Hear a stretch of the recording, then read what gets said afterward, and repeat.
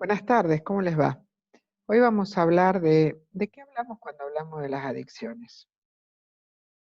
Ahí voy a poner el power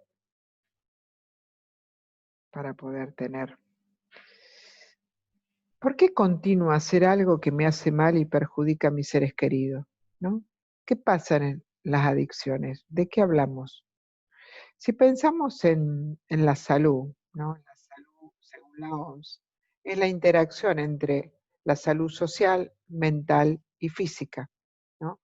La salud física, desde una buena alimentación, un buen descanso, un buen sueño, lo genético, la ejercitación. Lo mental, la motivación, eh, esto de poder hablar de lo que me pasa, de la autoestima, o sea, sentirme bien conmigo mismo, a lo social. O sea, el ser humano está para estar en grupo, interactuar con los demás. De hecho, en este momento la pandemia es una de las cosas que más se está padeciendo, ¿no? La dificultad de poder relacionarnos con los otros.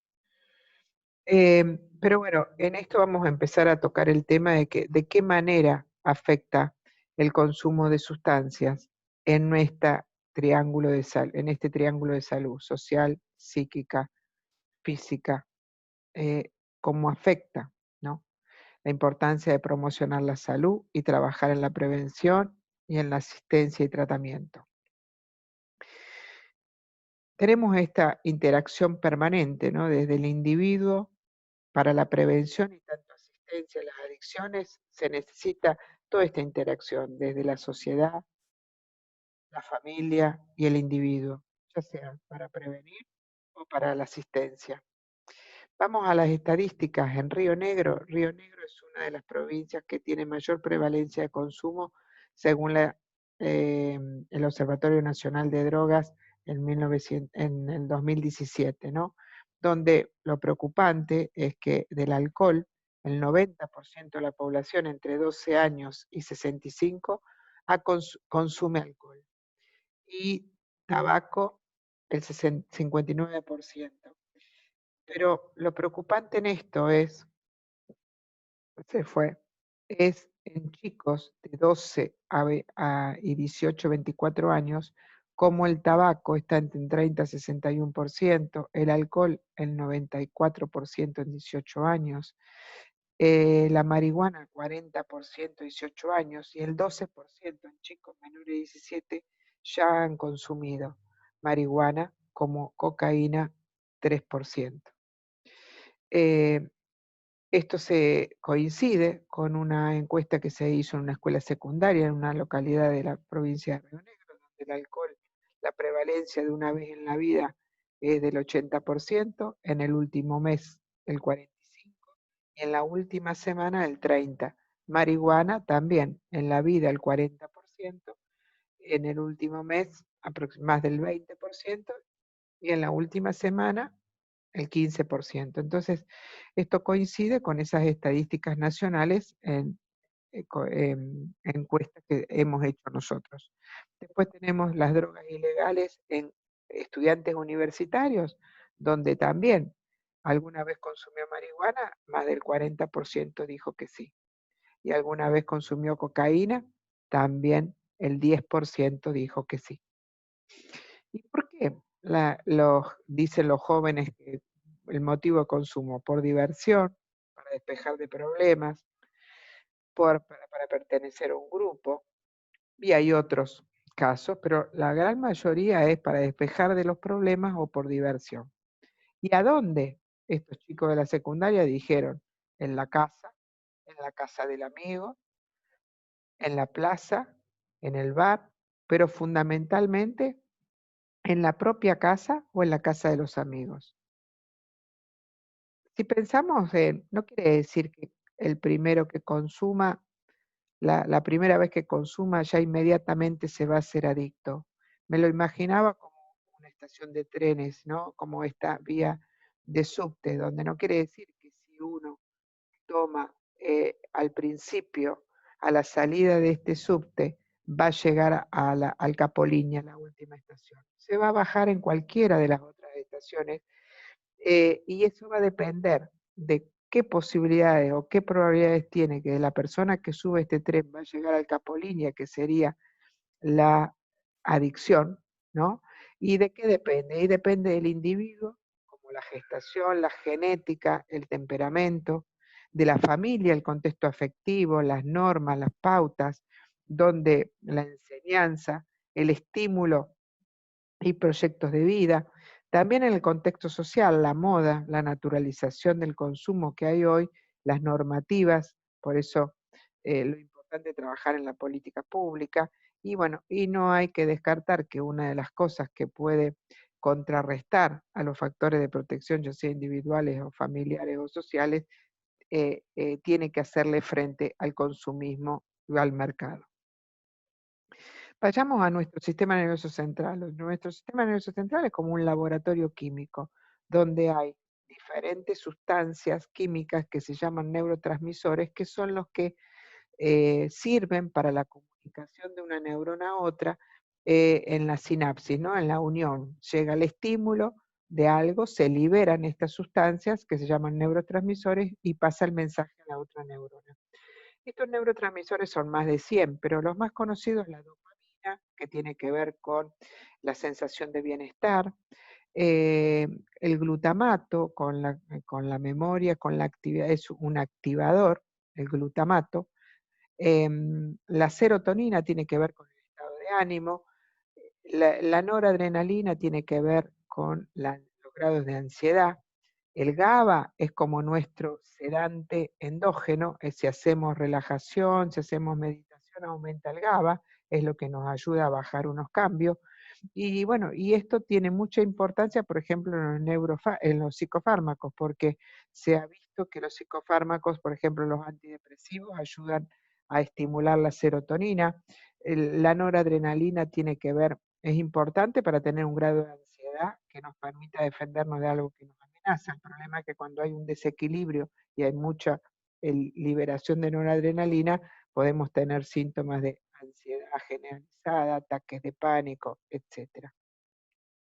En este sistema nervioso central nos damos cuenta, por eso la importancia en los actos o actividades de prevención, cómo estimulando se aumenta la ramificación en el sistema nervioso central. Fíjense en acá estas ratitas que caminan en planta baja tienen solo un hilo de neurona y acá que ya se tienen que arreglar para subir, para bajar la escalera, para etcétera, es como hay más, o sea, cuanto más usás el cerebro, más pensás, más tenés que poner estímulos o desafíos para afrontar, más ramificaciones va teniendo este sistema nervioso central. La base en todo este sistema nervioso central, desde la gestación y el nacimiento, donde en este nacimiento la contención, el afecto y la buena alimentación va ayudando a que se vaya formando la personalidad de este bebé a cuando sea adulto, ¿no?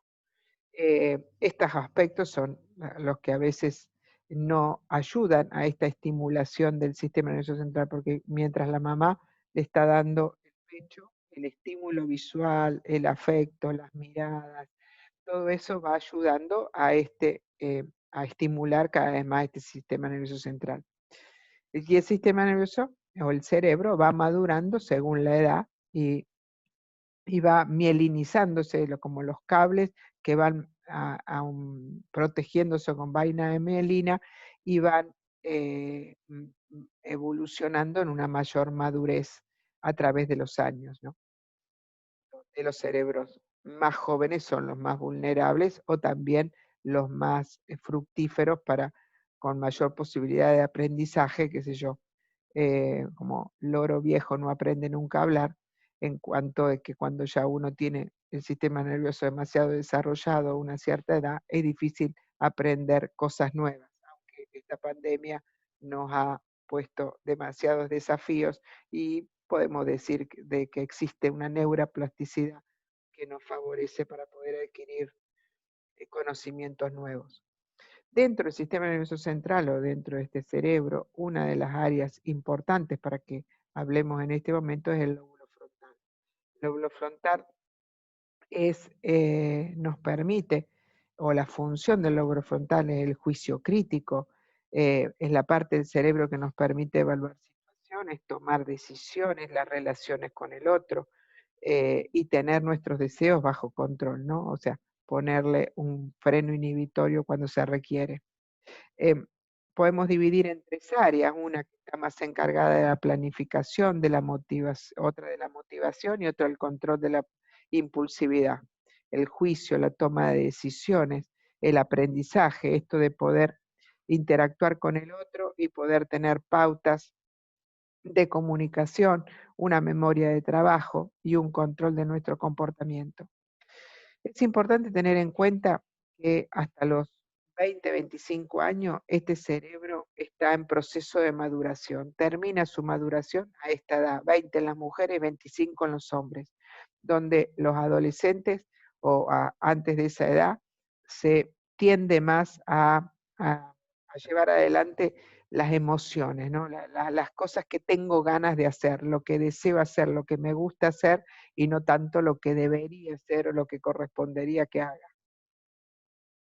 Los adolescentes son más expuestos al riesgo, más a la búsqueda de la novedad y bueno, y esto también los puede poner en riesgo de tener algunas eh, malas experiencias, ¿no? Porque esto de no tener la experiencia o alguien que lo guíe o alguien o la capacidad de poder ver un poquito más en perspectiva de futuro, los puedes poner a riesgo. Pasando al tema de algunas estructuras que tenemos muy similares en los animales, para poder entender el tema de las adicciones, se ha hecho estudios de investigación en los animales. Acá tenemos una ratita donde se le puso un electrodo en el cerebro y que ese electrodo registraba unas ondas, hacía iluminaba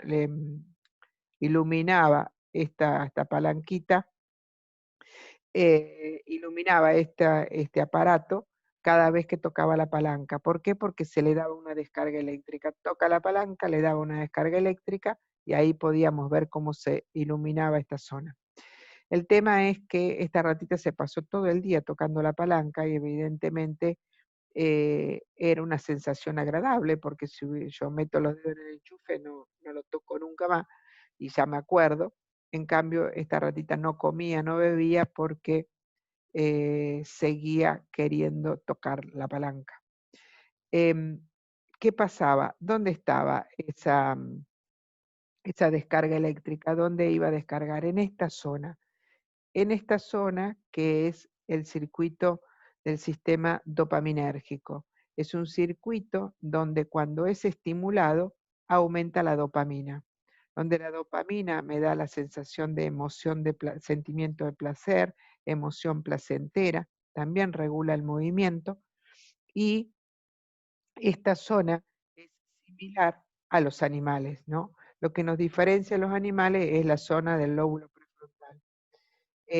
Esta parte que tiene que ver con con las emociones, con la memoria, está conectada con el sistema dopaminérgico. Esta zona, como decía, es igual a todo el reino animal.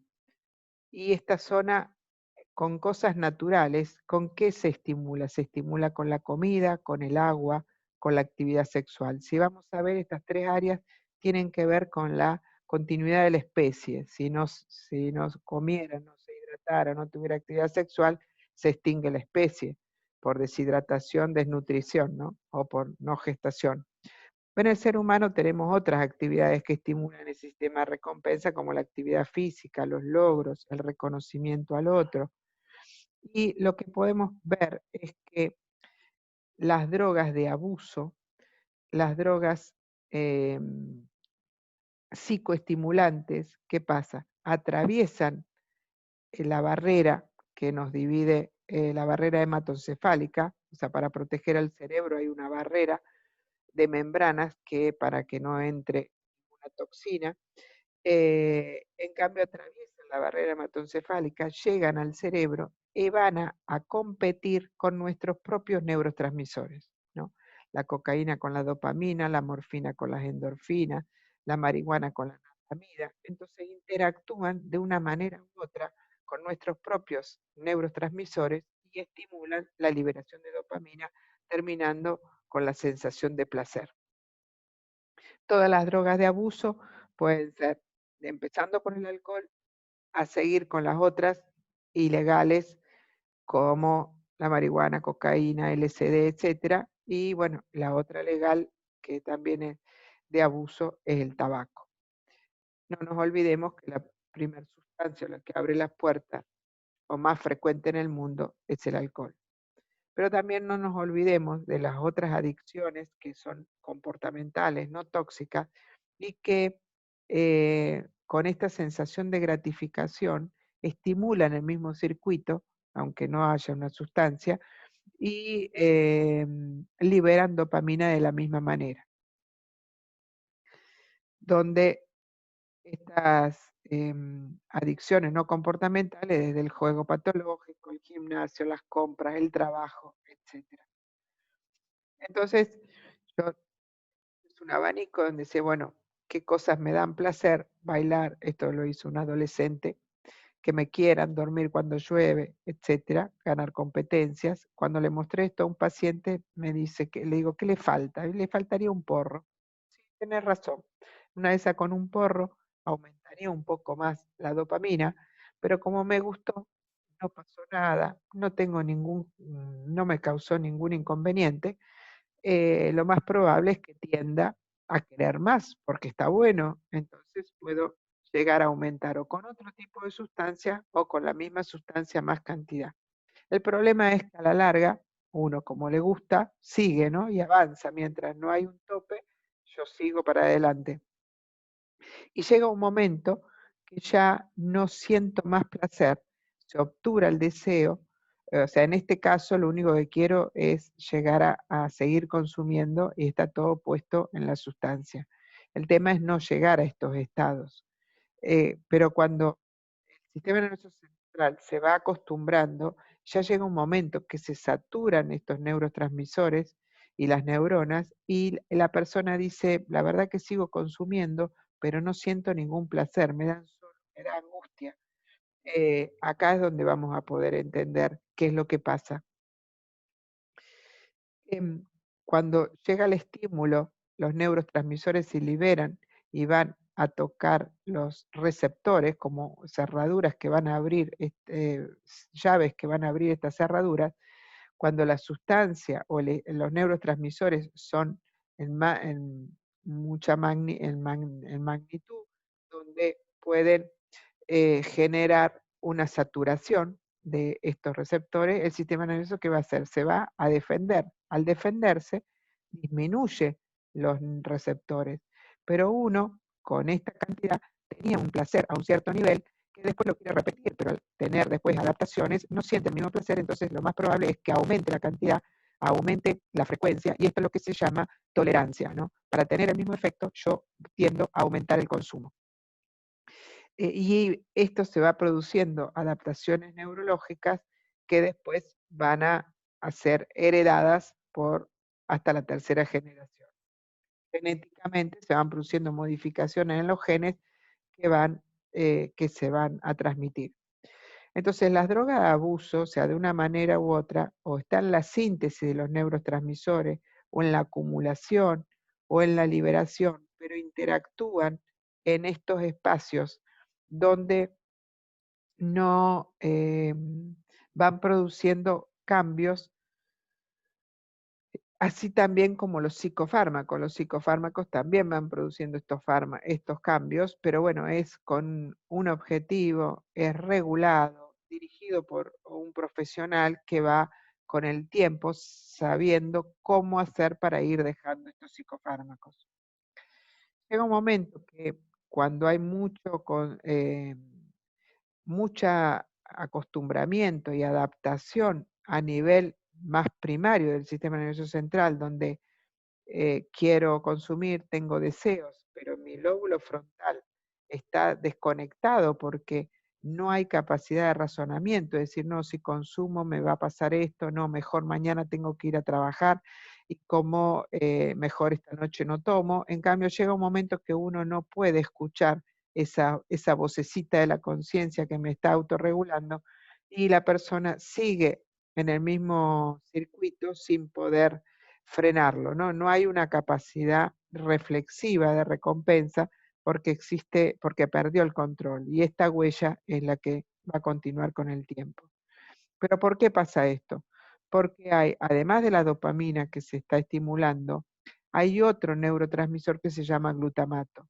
El glutamato es el que lleva la capacidad de aprender y que, por ejemplo, en una enfermedad de Alzheimer se ve deteriorada, o sea, está disminuido, está afectado el glutamato, porque se afecta el deterioro cognitivo, pero por un lado, está el estímulo que me da placer y está el glutamato con la dopamina y está el glutamato que aprendió, que lo memorizó.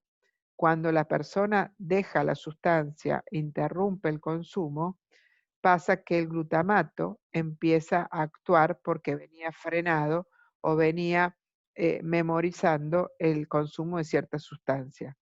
En ese caso, la persona empieza a sentirse mal, empieza a sentir irritabilidad desde insomnio, irritabilidad, angustia, ansiedad, a poder llegar a un problema de convulsión en el caso del alcoholismo, las benzodiazepinas, a problemas de hipertensión, problemas clínicos que realmente necesitan un médico para poder tratar, porque estos síntomas son muy graves para la salud. ¿Y esto por qué? Porque el glutamato es un activador del organismo y del sistema nervioso central.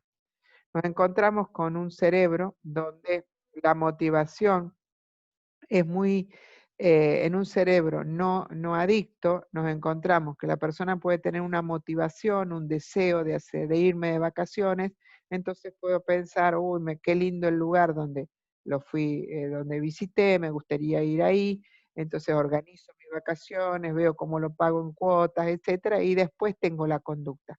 En cambio, en un cerebro adicto, nos encontramos que está la memoria, la motivación, uy, wow, yo quiero hacer esto lo deseo, me gusta, y sin poder tener mucho control en la programación, termino actuando, ¿no?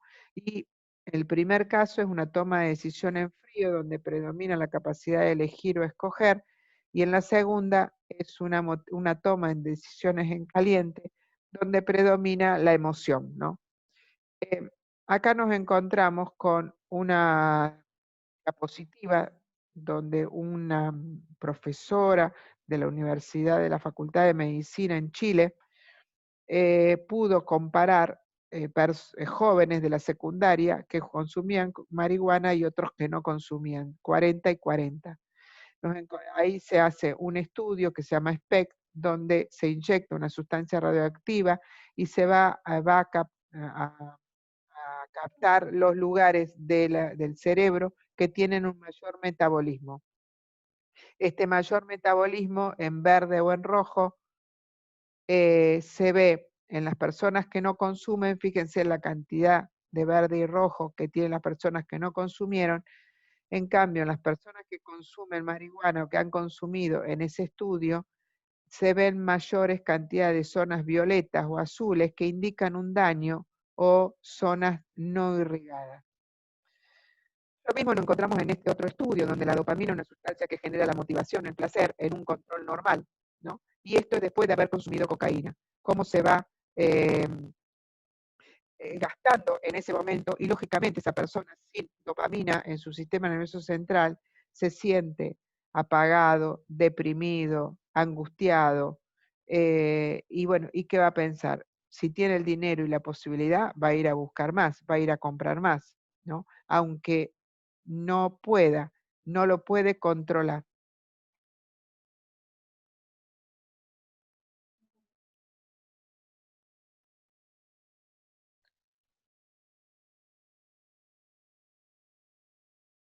Bueno, tuve que interrumpir. Acá nos encontramos con otra diapositiva donde vemos esto de la naturalización del consumo de alcohol, eh, que lo vemos también en las publicidades, donde no es casualidad que con con esta publicidad y este mercado se va aumentando el consumo, la población que consume alcohol se empieza a edades más tempranas, así como el mayor consumo en las mujeres. Y bueno, acá tenemos un estudio de los que le hablé del SPEC, cómo se ve de un cerebro con control, de control sano, a una persona con un problema de alcoholismo, cómo toda esta metabolización del cerebro se ve totalmente disminuida. Si quieren buscar más información, el NIDA es el Instituto Americano de Abuso de Drogas. Un dato importante para tener en cuenta es el consumo de sustancias durante el embarazo. O sea, tenemos la fecundación, vemos desde la fecundación del óvulo del espermatozoide hasta cómo se va produciendo rápidamente la multiplicación de las neuronas, la formación de este bebé que, que va a nacer. Nos encontramos que las primeras 12 semanas son fundamentalmente para ir desarrollando el sistema nervioso central. Si una persona está consumiendo alcohol, lo viene a saber en el segundo mes de embarazo que está embarazada, ¿no? Mientras tanto, tuvo un consumo de alcohol. Lo importante es que, bueno, que apenas lo sepa, deje de consumir alcohol u otras drogas, inclusive en la lactancia. O si alguien está deseando tener un hijo y lo está buscando, es que ya empiece a dejar el consumo de alcohol. Porque las primeras semanas donde la mujer no sabe que está embarazada, si está tomando alcohol, puede ya estar afectando el desarrollo del sistema nervioso central del bebé. Y si pensamos en el consumo de marihuana, la marihuana dura aproximadamente 7 días en el organismo, las moléculas de THC. Si la persona fuma 2 o 3 veces en la semana, puede durar casi un mes el THC en el sistema nervioso central, por lo cual si la persona venía con un consumo, sabe que está embarazada, deja, lo mismo va a seguir este THC dando vuelta por el organismo por al menos un mes más. Sabemos que el alcohol a pequeñas dosis, o sea, no se trata de, cuando yo estudiaba en la universidad se hablaba del síndrome fetal maligno, que era personas, mujeres alcohólicas que ya tenían un grado de dependencia. Hoy se sabe que con poca cantidad, los vasos, el uso, un vaso en algunas comidas, ya ese uso, ese alcohol, ese vaso de bebida alcohólica, ya sea cualquier tipo de bebida alcohólica, ya está afectando con tendencia al retraso en el crecimiento, dismorfia facial, alteración en el sistema nervioso central, hiperactividad. O sea, ya se van viendo signos en el niño de una mamá que tomaba alcohol durante el embarazo. Después, la exposición prenatal de cocaína se relaciona con fallas en la velocidad de procesamiento y competencia de aprendizaje a la edad de 4 y 9 años, especialmente en el grupo de varones, así como el consumo de tabaco y marihuana se correlacionan con variaciones de desempeño del control cognitivo y se puede ver en adolescentes de 13 a 16 años, con altos niveles de excitabilidad y dificultad de regulación emocional. El tema del consumo, como veíamos en este desarrollo del sistema nervioso central, cuanto más temprano de la persona se empieza con el consumo de alcohol, más riesgo de llegar a una adicción cuando sea adulto.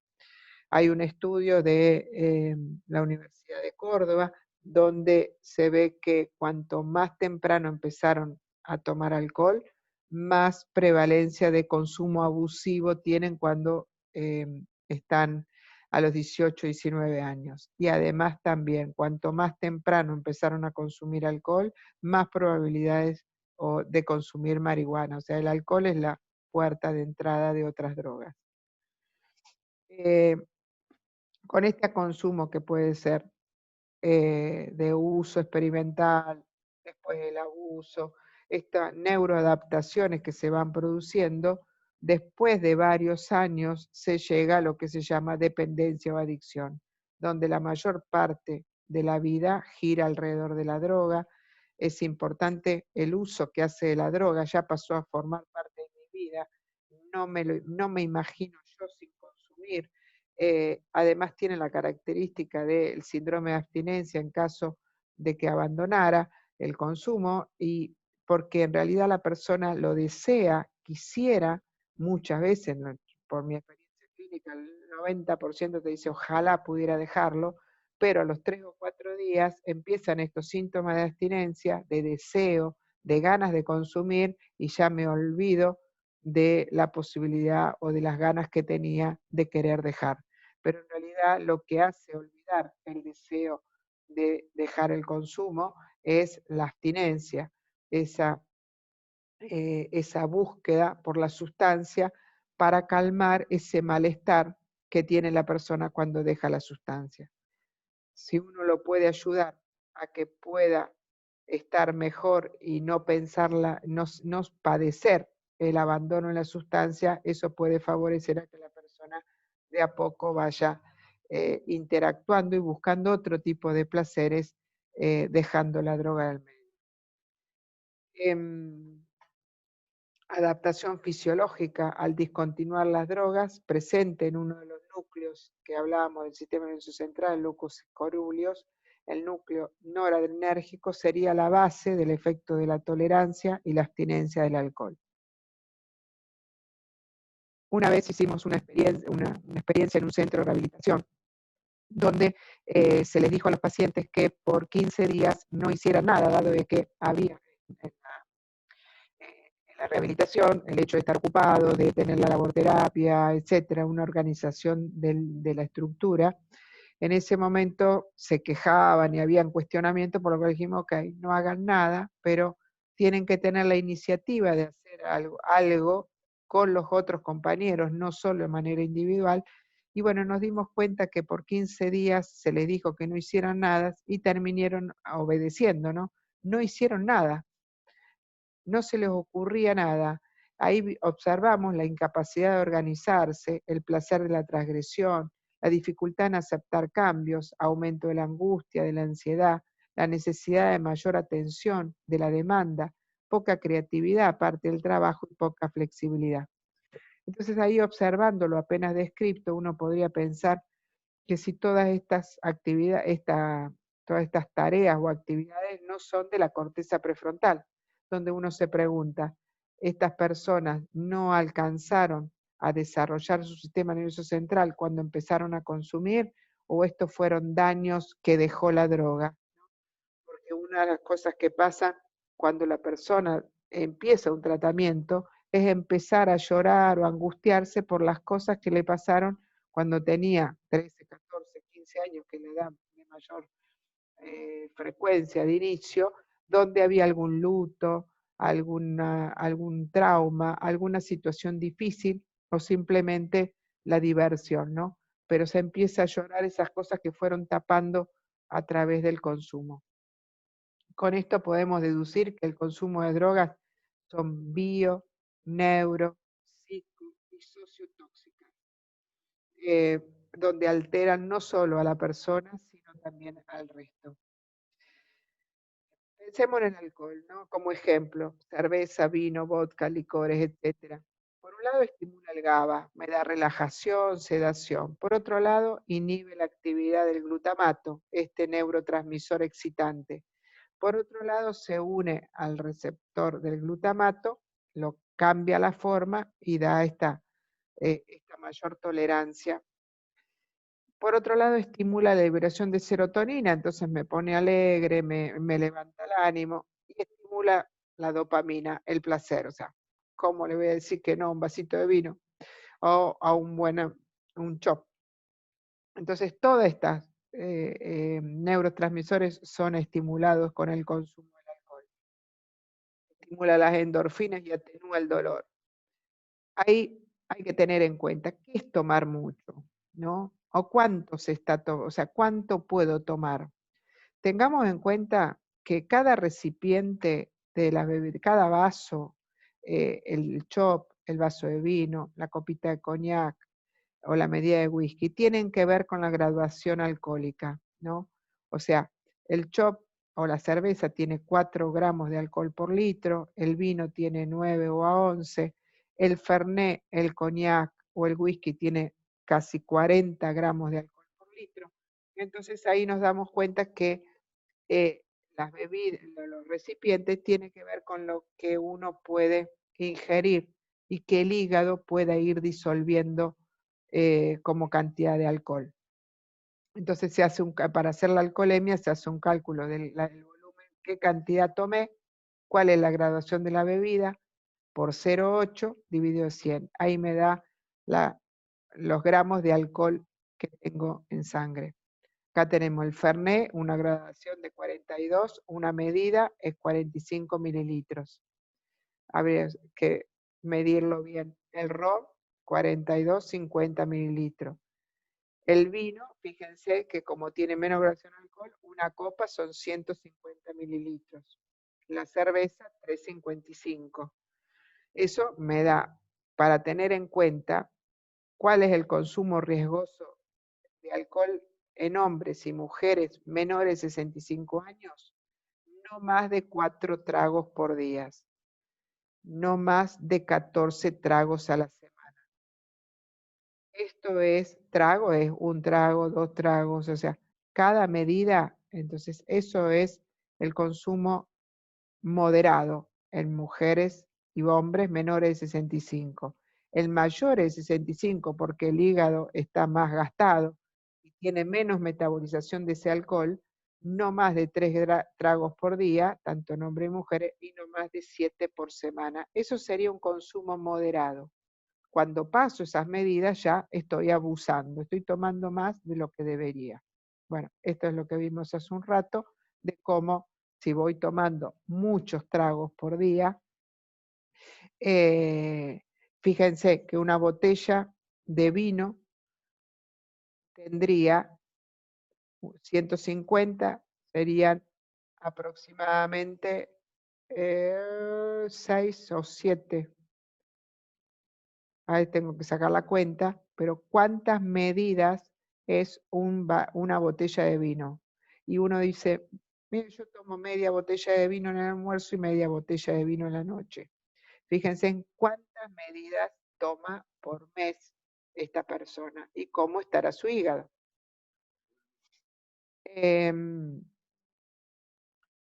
Por otro lado, uno de los sistemas que es importante conocer, el sistema cannabinoide, que se ubica en todo el sistema nervioso central y también en parte del organismo, en el sistema inmunológico, en el intestino, etc. Y bueno, y este sistema endocannabinoide tiene un neurotransmisor, está en estos lugares verde, cuanto más verde, más concentrado, donde el receptor, el CB1 y la anandamida es el neurotransmisor. Tiene su función normal o su función indispensable para el desarrollo cerebral, para la memoria, la motivación y recompensa, el apetito, la función inmunológica, movimiento y coordinación, regulación del dolor. Entonces, ¿qué vamos a tener en cuenta? Que en el porro, en el consumir marihuana, una de las sustancias o una de las moléculas es el THC, que compite con la anandamida dado que es muy similar.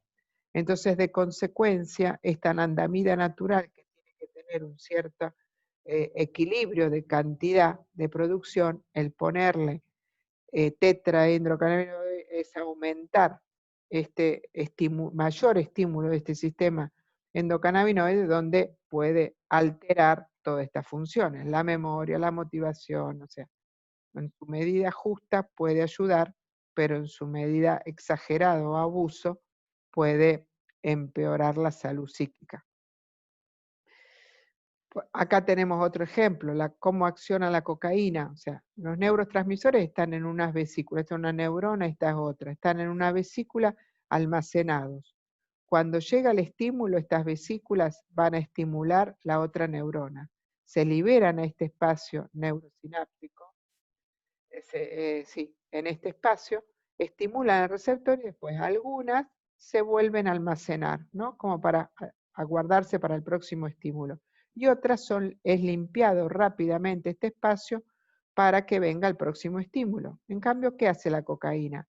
Estimula y libera todos los neurotransmisores que están en nuestras vesículas, cosa de tener un estímulo muy alto de dopamina, de serotonina, el placer al máximo, y al estimular estos receptores después no pueden volver a almacenarse y tampoco puede limpiar ese espacio, por lo cual queda mucho tiempo ahí. Cuando llega un momento, después de haber cumplido la acción, la cocaína, estas vesículas están totalmente vacías, deprimidas, hasta que se vuelve a producir la dopamina. Es todo un tiempo, por eso no es casualidad esa imagen que yo les hacía ver, donde estaba prácticamente apagado el cerebro y donde la persona se lo ve con ese bajón post consumo de cocaína. Em, esto es importante en cuanto a tener en cuenta, de poder entender que la persona no es que vuelve a consumir o vuelve a buscar la cocaína porque no piensa en los demás, etcétera, porque químicamente no está fuerte para poder resistir a estos malestares psíquicos. El efecto de las drogas que tiene sobre el sistema nervioso central me altera el juicio, la manera de pensar, el análisis, el razonamiento, los reflejos, el control. Entonces, una de las características es que la persona le falta el control, no niega porque no se siente enfermo, no ve las consecuencias negativas, está obsesionado, y un síntoma específico de las adicciones es la anosognosia, o sea, no, no acepto, no conozco mi malestar o mi enfermedad. ¿Por qué se dice que es una enfermedad? Porque hay alteraciones neurológicas, hay alteraciones del sistema nervioso central que además se heredan y que la persona no tiene, no puede, a pesar de desearlo, la voluntad de poder interrumpir el consumo si no es ayudado, ¿no? Si no es acompañado, si no hay otras cosas que van apuntalándolo para que lo pueda hacer. Es muy difícil hacerlo solo. Por eso, o sea, así como el que toma ese tren, ese subterráneo, no va a llegar a la última estación, como no todos los que se inscriben en la universidad se reciben, así como no todos los que consumen drogas se hacen adictos, pero que están en la carrera o están arriba del tren, es para tener en cuenta, ¿no? Como para poder pensar en la prevención, que si alguien empieza a consumir, cómo tener en cuenta algunos parámetros, las personas que conviven, las personas que están al lado, de poder ayudar antes que esto se haga con no poder tener vuelta atrás. Por otro lado, o sea, esto de los tratamientos involuntario, voluntario o involuntarios, hasta que el paciente no quiera, hasta que el paciente no lo desee. En realidad es muy difícil que el paciente lo desee porque niega su enfermedad, porque cree que nadie se dio cuenta, hasta que no encuentra algún límite, algún problema que realmente le hace pensar o lo obliga o lo empuje a tener que decidir en un tratamiento. Porque la adicción es la patología de la motivación, tiene poca motivación a un cambio, la alteración no lo percibe, no lo ve, y también está alterado el juicio crítico que es a nivel frontal. Entonces, en esta necesidad, toda esta dificultad de no poder ver esto, se lo acompaña a través de entrevistas motivacionales, a través de diferentes técnicas, para que cuando la persona se vaya desintoxicando, pueda pensar, sentir y reflexionar diferente, ¿no? Acá tenemos un ejemplo interesante con este sistema del PET, donde hay un resultado comparativo a la captación de radiotrazador metabólico fluordioxiglucosa en la prueba de PET realizada previamente y posterior a tratamiento de 2 años. Al principio dice, vengo a complacer mi pareja y por presión de mi madre y mis hermanas, pero no creo tener ningún problema con las drogas. Y después de 1 año, se le hace este estudio, habíamos dicho que lo rojo era el mayor metabolismo, a diferente de este lugar, fíjense en cómo cambia, Y acá dice, ha pasado 1 año y medio y aún me asombro de los cambios. He vuelto a ser como hace 20 años y me siento sereno, reflexivo y he tomado las riendas de mi vida. Fíjense en cómo lo que dice se correlaciona con un mayor metabolismo, una mejor oxigenación, mejor funcionamiento del lóbulo frontal. Bueno, para terminar, es como para buscar diferentes placeres, diferentes formas de estimular la dopamina y no llegar tan joven o no llegar nunca a probar las drogas, más allá de la curiosidad que uno puede tener, porque uno no sabe cuáles pueden ser sus genes, si tiene algún gen vulnerable a la adicción. Uno en la vida puede ser en algún momento por algún trauma, por alguna desgracia, por alguna dificultad, vulnerable a llegar a una adicción si no hay otros elementos que lo puedan acompañar y que sean protectivos para evitar a que llegue, si empezó, a que llegue una adicción, ¿no? O sea, acá no es solo lo biológico, pero sí es una parte a tener conocimiento, porque no es que por arte de magia la persona va a dejar. O sea, hay un montón de factores que lo van a ayudar a dejar o a pensar o a reflexionar o a cuestionarse, ¿no? ¿Por qué estoy consumiendo? ¿Qué sentido tiene? ¿Me está ayudando? ¿No me puede traer riesgo? O sea, esto de empezar a hacerse preguntas, ya eso es un punto fundamental. Muchas veces se necesita algún compañero, algún, algún familiar o un profesional. Bueno, buenas tardes. Gracias.